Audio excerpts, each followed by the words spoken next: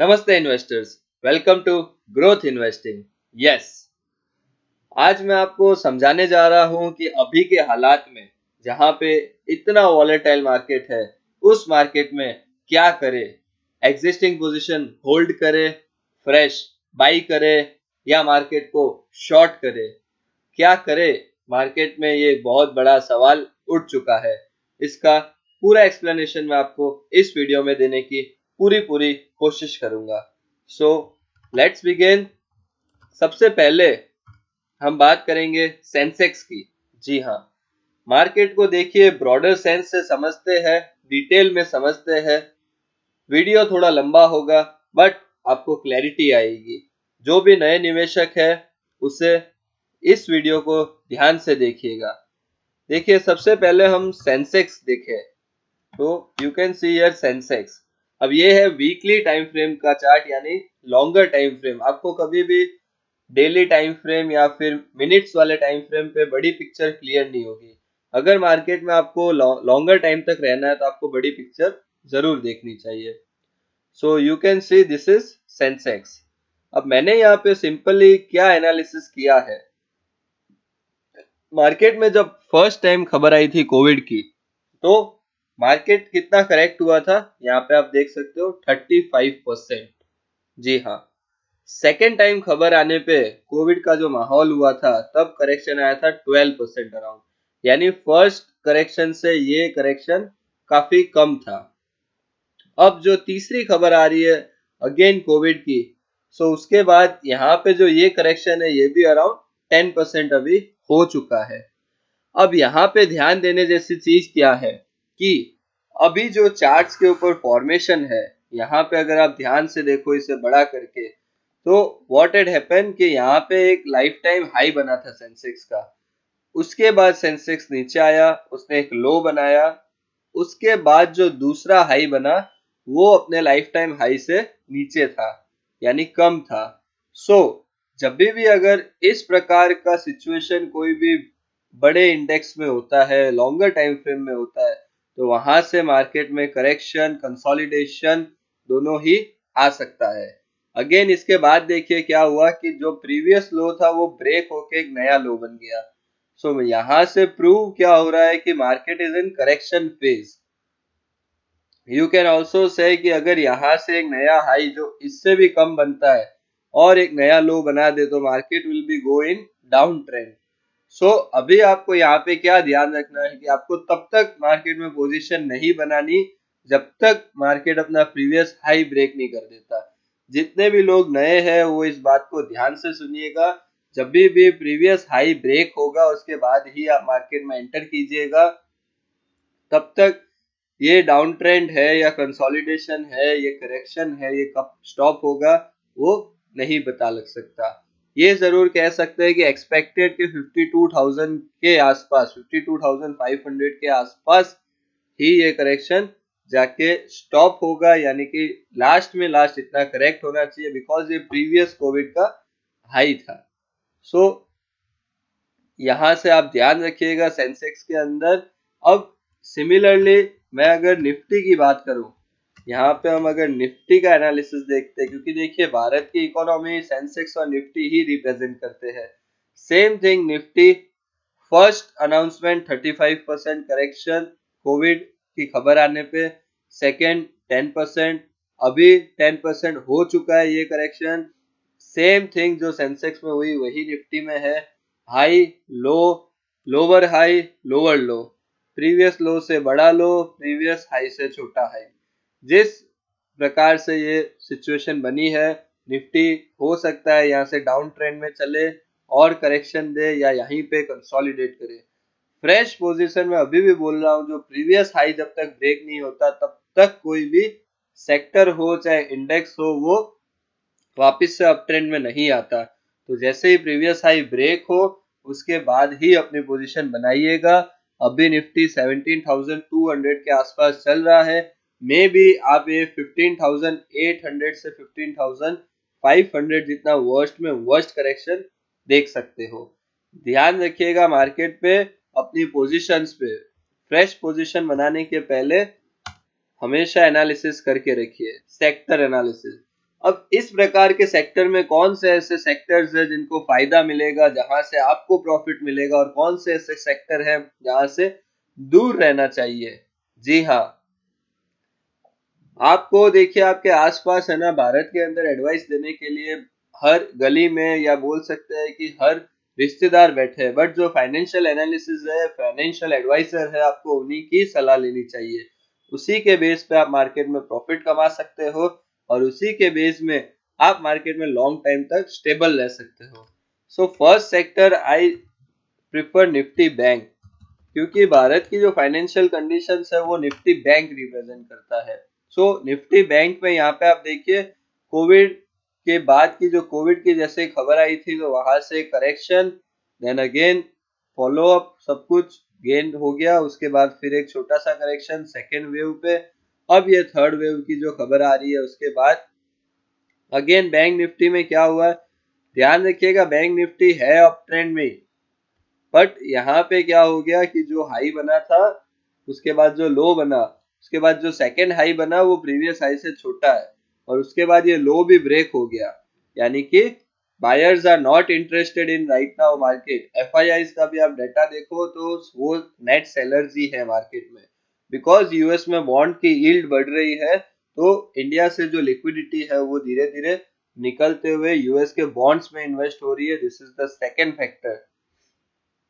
अब यहाँ पे भी ये कहाँ तक एक्सपेक्टेड है, 32,500 तक करेक्शन एक्सपेक्टेड है अगर हुआ तो, और जैसे ही ये चार्ट में प्रीवियस हाई ब्रेक होगा अपना, वैसे ही यहाँ से बैंक्स में भी रिकवरी स्टार्ट होगी, और you can C a new run up. नया पोजीशन बनाने के पहले प्रीवियस हाई को ब्रेक होने दीजिए, पेशेंस रखोगे, आप थोड़ा बाद में एंटर होंगे, लेकिन आप लॉस नहीं करोगे। Same Nifty IT, first time Nifty IT में भी देखिए हमेशा की तरह अप ट्रेंड, बट हमने क्या देखा है, निफ्टी आईटी में भी एक डाउन ट्रेंड की शुरुआत हो चुकी है। हाई, उससे छोटा हाई, उससे छोटा high, low, then again a same kind of low, and again a same kind of low। अगर ये यहाँ पे ब्रेक करके इससे छोटा लो बनाता है IT sector, then IT sector will again go in down trend, you can say correction, और अगर प्रीवियस हाई ब्रेक होता है तो एक नया रनअप। आईटी सेक्टर में करेक्शन एक्सपेक्टेड है, बिकॉज ये एक बहुत सुपर रनअप था, उसके बाद थोड़ा करेक्शन तो एक्सपेक्टेड है। आई पर्सनली बिलीव कि जब तक प्रीवियस लो या प्रीवियस हाई ब्रेक नहीं होता, तब तक मैं कोई भी नई पोजीशन आईटी सेक्टर्स में बनाना पसंद नहीं करूंगा। निफ्टी एफएमसीजी, यानी ये एफएमसीजी सेक्टर जो फास्ट मूविंग कंज्यूमर गुड उसको रिप्रेजेंट करता है। यहाँ पे भी आप देखिए 2018 से ये सेक्टर डाउन ट्रेंड में था, देन ये पूरा कवर होते होते 2020 आ गया, then after that a good run up, और अब यहाँ पे भी डाउनफॉल करेक्शन। अब ये करेक्शन में भी आपको सेम चीज दिख रही है, हाई लो, ये हाई इससे छोटा हाई है, और ये लो इससे बड़ा लो है। हमेशा एक चीज ध्यान रखिएगा कि जब भी पिछले हाई का मुकाबले जो नया हाई है वो अगर छोटा है, उसका मतलब है कि बड़े इन्वेस्टर्स को सेक्टर में अभी इंटरेस्ट नहीं है। मार्केट में स्ट्रेंथ तभी दिखती है, बड़े इन्वेस्टर्स तभी आते हैं जब प्रीवियस हाई ब्रेक होता है और एक ट्रेंड रिवर्सल की शुरुआत होती है। निफ्टी एफएमसीजी में करेक्शन मेरे ख्याल से 35,000 तक आना चाहिए, यहाँ पे एक अच्छा खासा सपोर्ट है जहां से रनअप शुरू हुआ था। सो एफएमसीजी सेक्टर्स के अंदर आप क्वालिटी स्टॉक्स देखिए, HUL, Britannia, Nestle, page industries, ऐसे स्टॉक्स, मैरिको को आप एक्यूमुलेट करने का आपके पास टाइम है, तो आप धीरे धीरे वो स्टॉक्स में ध्यान दे सकते हो। निफ्टी फार्मा, निफ्टी फार्मा बहुत अच्छा कर रहा है। I think this sector will be next, कि भाई अगले 2-3 साल में एक बहुत अच्छा रनअप मिल सकता है। सी द रीजन इज के 2015 से जो सेक्टर डाउन ट्रेंड में था, यू कैन सी हियर, जो डाउन ट्रेंड में था, that is again gain the momentum, और 2021 में 2015 का जो हाई है वो ब्रेक हो गया। सो ये ब्रेक होने के बाद यू कैन सी, यहाँ देखिए पूरा एक कंसोलिडेशन चल रहा है। सो जब तक ये कंसोलिडेशन से बाहर नहीं आता तब तक आप इसमें नई पोजीशन मत बनाइएगा। But what you can do is कि आप वेट कीजिए कि ये अपना प्रीवियस हाई ब्रेक करे। और निफ्टी फार्मा के स्टॉक्स को आप नजर पे रखिएगा। अगर कोविड की तीसरी वेव आती है तो you can see pharma sectors will do very good, will outperform the market, I think so. आप इसी के म्यूचुअल फंड्स है UT, sorry, Nippon India pharma fund and Mirae asset health care fund, उन दोनों fund के ऊपर आपकी नजर होनी चाहिए। Next is Nifty media. Nifty media में भी आप एक अच्छा मूव देखोगे कि बिकॉज व्हाट हैपन, ये सेक्टर बहुत टाइम से डाउन ट्रेंड में था। After that the trend reversal happen, confirmation has come and market अब ऊपर, सेक्टर अब ऊपर की तरफ जा रहा है। यहाँ पे आपको करेक्शन दिखेगा बट इतना ज्यादा करेक्शन नहीं होगा बिकॉज ये सेक्टर बहुत टाइम के बाद अपना ट्रेंड रिवर्स किया है। And see the buying level, super buying. So यहाँ से आपको मीडिया सेक्टर्स के स्टॉक्स को भी ध्यान में रखना चाहिए।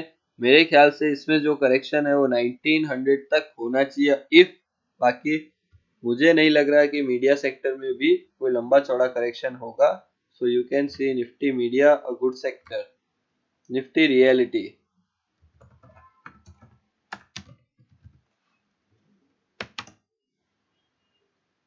सी in reality sector what was happen, 2011 का जो हाई था वो ब्रेक किया था अब 2021 में आते हुए। कभी भी कोई भी सेक्टर अपना बहुत पुराना हाई अगर ब्रेक करता है यानी उस सेक्टर में एक बहुत शानदार रनअप आने वाला है।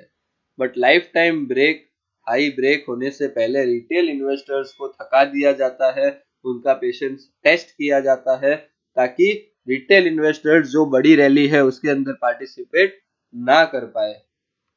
सो ये जो आप कंसोलिडेशन देख रहे हो ये क्लियरली शो कर रहा है कि यहाँ पे अभी सेक्टर कंसोलिडेट होगा और ये एक ही जगह पे।